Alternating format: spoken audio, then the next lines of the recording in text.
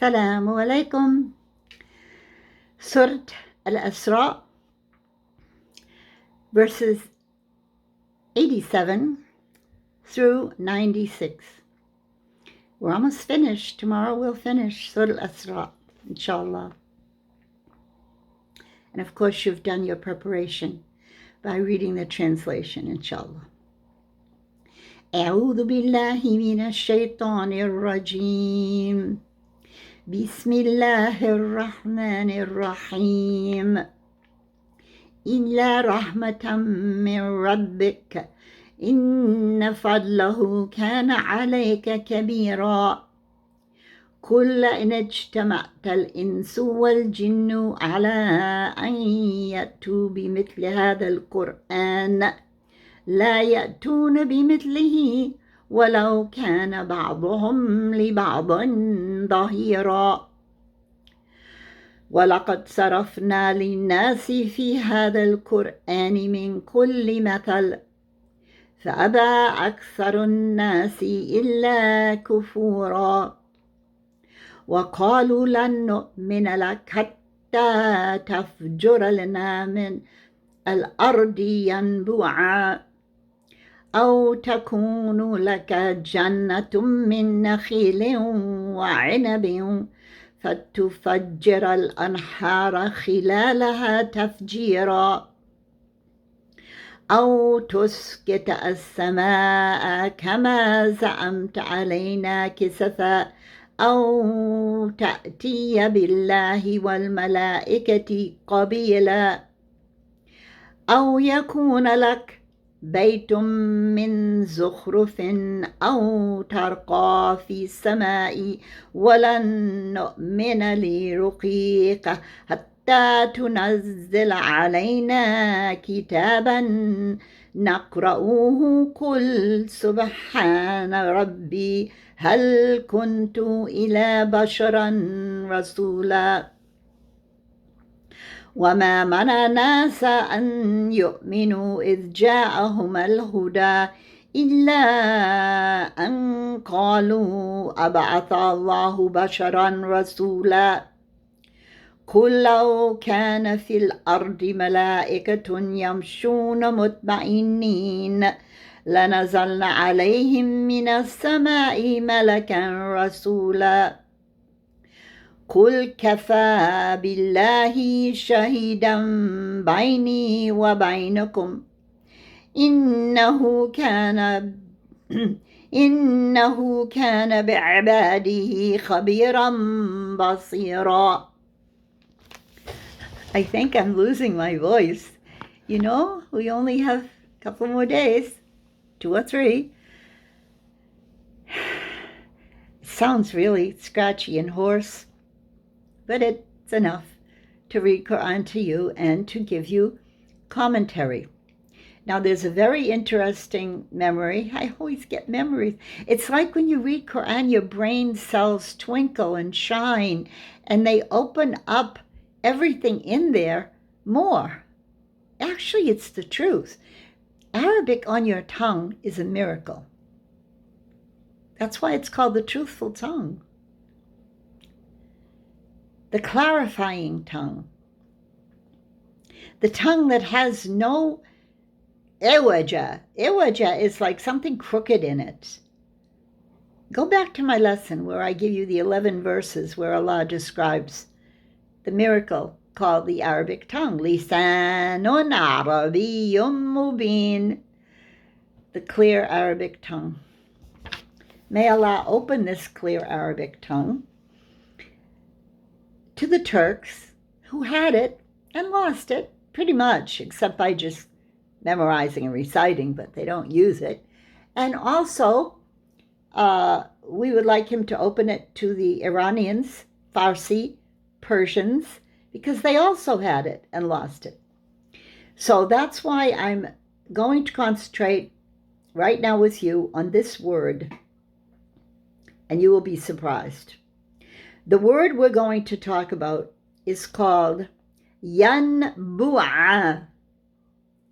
Now, when I first came to Egypt, and I hardly knew Quran, I just knew a few surah, the small ones from the back, to pray with.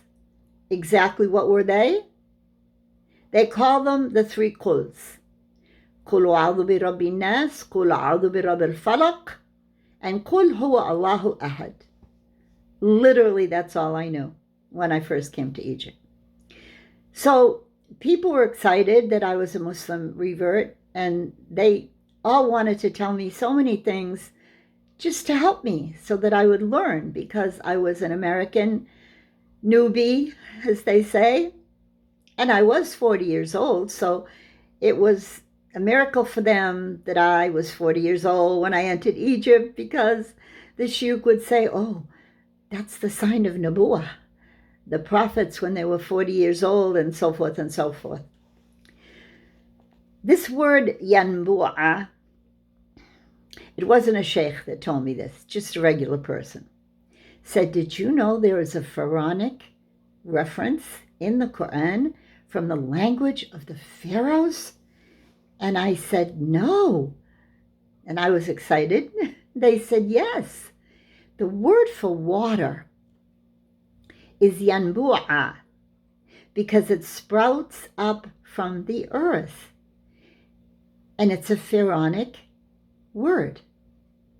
And I thought, well, why would a pharaonic word be in the Quran? Because I didn't know then that the Quran contained the words of Allah, and it is uncreated, and so we cannot give it a beginning or an end. They're the words of Allah. Kifaya, that's all you need to know. But I did not accept that this was termed a Quranic word. So I want to go over the verse with you again, because I feel it's very pertinent when we cherish the Arabic, shouldn't say language, the Arabic tongue.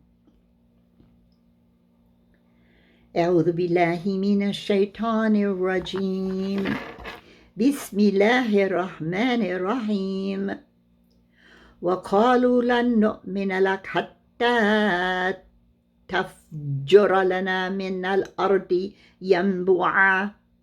Translation, they said, we're not going to believe in you until you cause water to sprout up from the earth.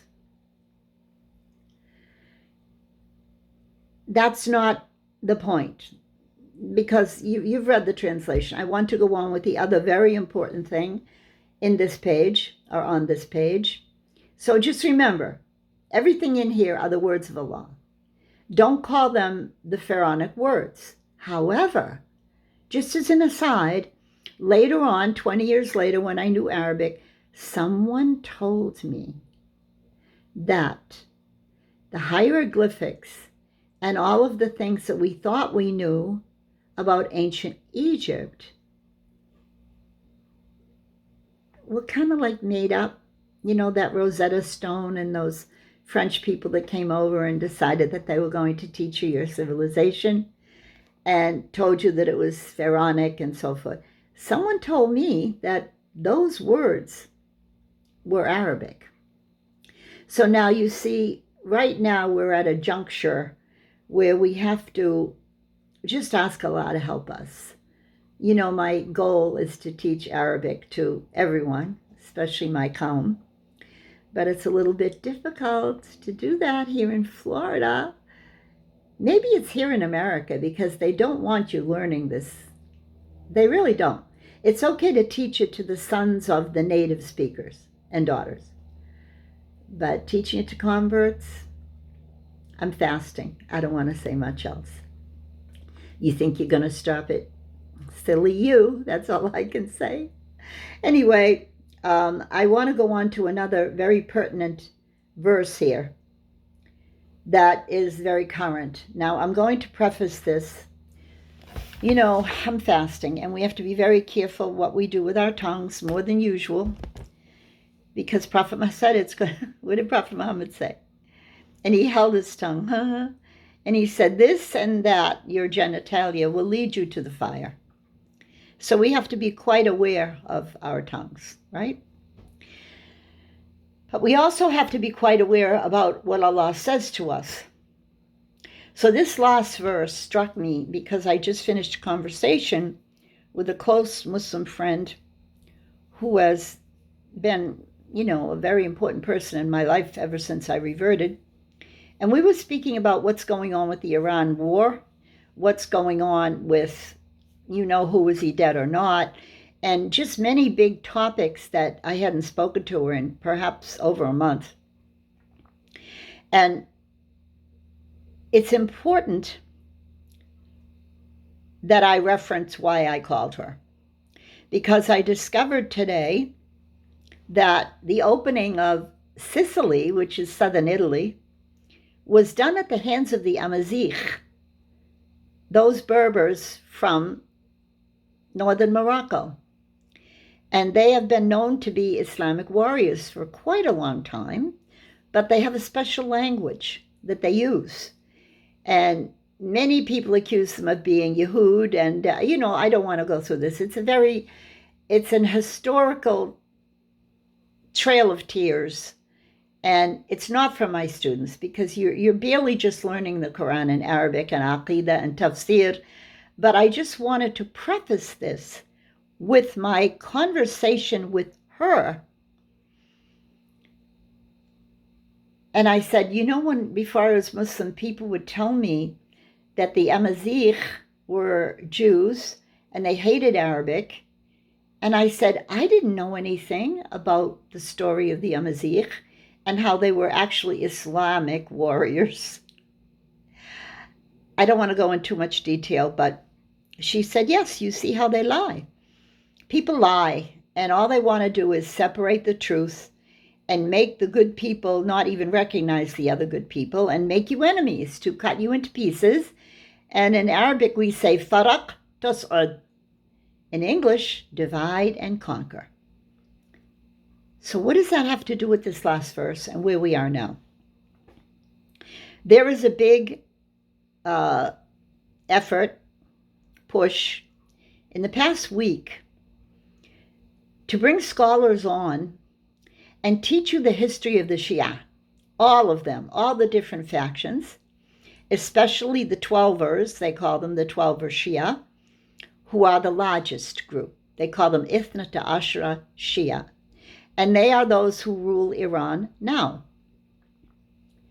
Curiously, before I was Muslim, the first research project I was given when I was on my master's degree, we had to all choose a country.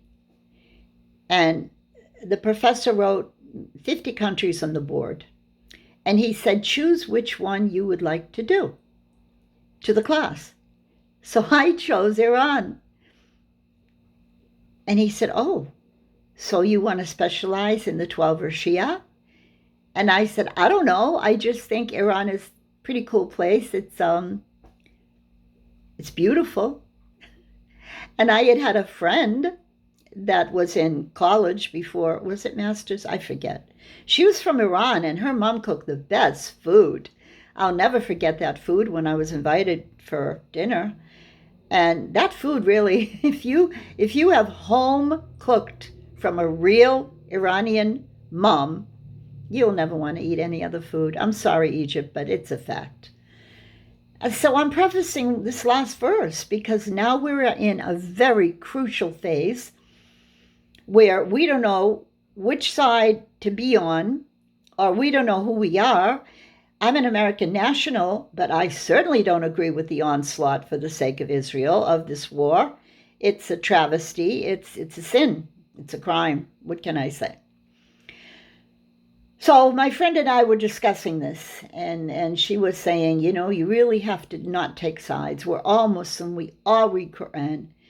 We all say La ilaha illallah, Muhammad Rasulullah, and no matter how many lies they tell you about Ali, etc., you can do your own research if you want to about this. But I just want to give you this last verse and how it hit me. Allah just puts connections together that you never did. And when you read Quran a lot, like these nights, like all I do is read Quran all night and make dua and ask Allah to keep me on the straight path and make me understand things. because it's all so much now. And now there's a hurricane, 6 points on the Richter scale in Cuba, which is not far from where we're living in South Florida. It's too close. Made me really, when I just read that. I mean, it's on our borders here in South Florida, Cuba. And our government is fighting Cuba now. And let's get back to the words of Allah, which will make you happy and safe and secure, and you know more. Let's just turn to Allah. And here is the last verse. قُلْ كَفَى بِاللَّهِ شَهِيدًا بَيْنِي وَبَيْنَكُمْ إِنَّهُ كَانَ بِعِبَادِهِ خَبِيرًا بَصِيرًا. I'm going to read it again and translate. We're on the last verse, number 96 of the page we did today. And I singled out 2 verses from this page because they needed it. قُلْ كَفَى بِاللَّهِ شَهِيدًا بَيْنِي وَبَيْنَكُمْ إِنَّهُ كَانَ بِعِبَادِهِ خَبِيرًا بَصِيرًا. Allah says that He is enough for you. And we are ordered to say it. So, قُلْ كَفَى بِاللَّهِ شَهِيدًا بَيْنِي وَبَيْنَكُمْ. Allah is enough as a witness between me and you. And then the last part, surely He is for His servants very informed and very aware. Basiran. Basiran is not just seeing, it's insightfully seeing. True insight. If I just look at you, that means I'm seeing you. Ara, see, ra'a. Undur, I'm glancing at you. But basira, it's meaning that I'm really seeing you. That's why Allah says, Ghadul Basar, stop looking at men. Men stop looking at women that they're not supposed to be gazing at, because it's not just looking. It's not just walking around with your head on the ground. No. It's mind your own business about women that I don't want to say don't belong to you. I don't like that word belong. We belong to Allah. But don't reference them as like eye candy, that you can just go around and stare at women and get in their business. No. Ghad al-basar means mind your own business about those women and try not to gaze at them. But in the world we're in now, our poor generations, let's say since the advertising industry invented post-war, we've been facing an onslaught. Child abuse, I call it. My reference is we've been abused. We're an abused generation. The post-war generation, with the advertising industry, the music industry, the film industry, the fashion industry. I'm a result of this child abuse, which is why I always want to, we say in Arabic, khash fil ghita, uncover them. And we know who they are. Well, Allah says He's enough for you. He's enough. He's watching. He is the shahid of you and all the creation. That's what this last verse says. This last verse is telling me to tell you. Remember I told you, Qul is the command used most in the Quran. You must say it out loud and clear. Allah says He is enough as a witness between you and them. He is for His servants khabiran, well-informed, and basiran, insightfully seeing you. Don't be upset about the rest of humanity. See, Quran, how it makes you smile? Not like the media. Okay, Assalamu alaikum wa rahmatullahi wa barakatuh.